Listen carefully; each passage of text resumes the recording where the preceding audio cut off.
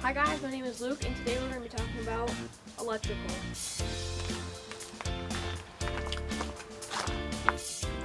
So this is the box.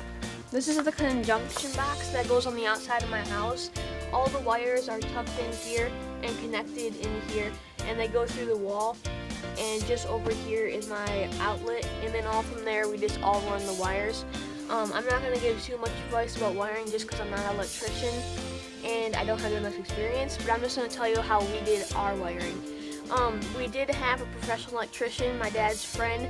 He helped me do it, so everything is correct. So this box is on the outside. We have conduit running down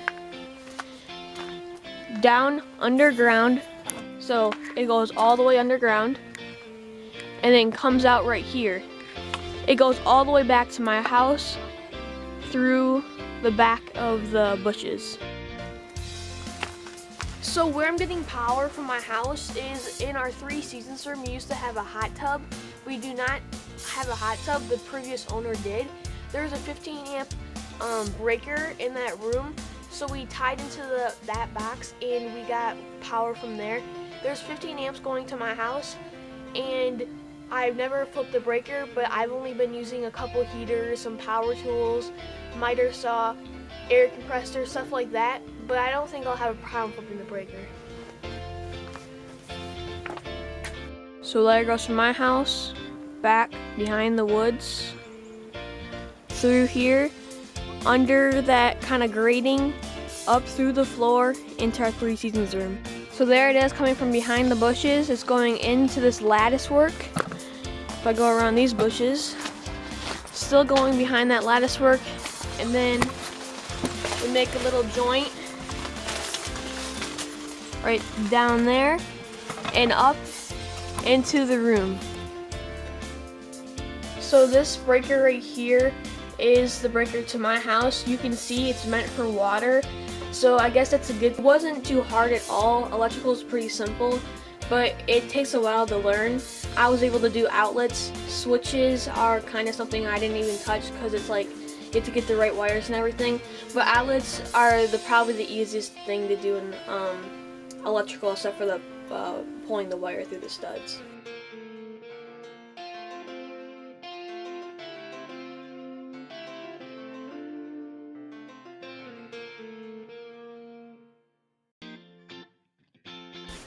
So in this light fixture, I only used two 40-watt bulbs. I also used it in the one behind you, just because these hold two lights. I didn't want them both to be 60 watts because that would draw a lot of power out of my 15 amps going into my house, and it would be way too bright.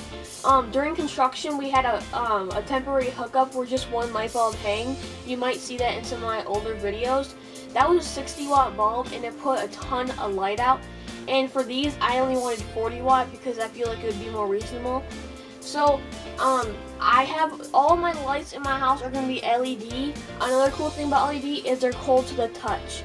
So, it's good for safety reasons and power.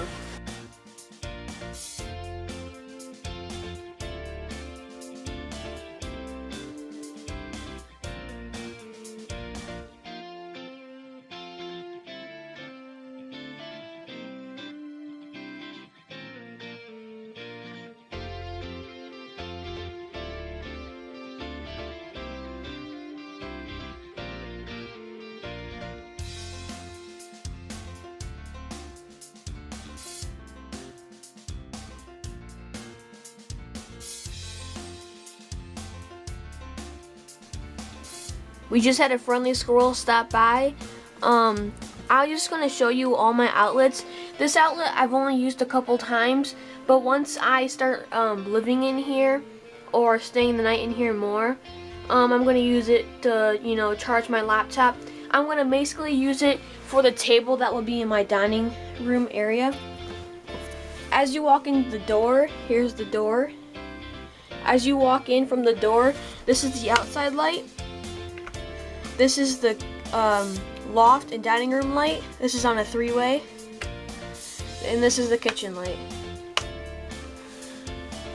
If you go up into the loft, which I know you guys probably already know what these outlets are, I have an outlet right behind the fireplace, and I have a light switch right by the books. That's so I can turn off the loft light and the dining room light. That's on a 3-way.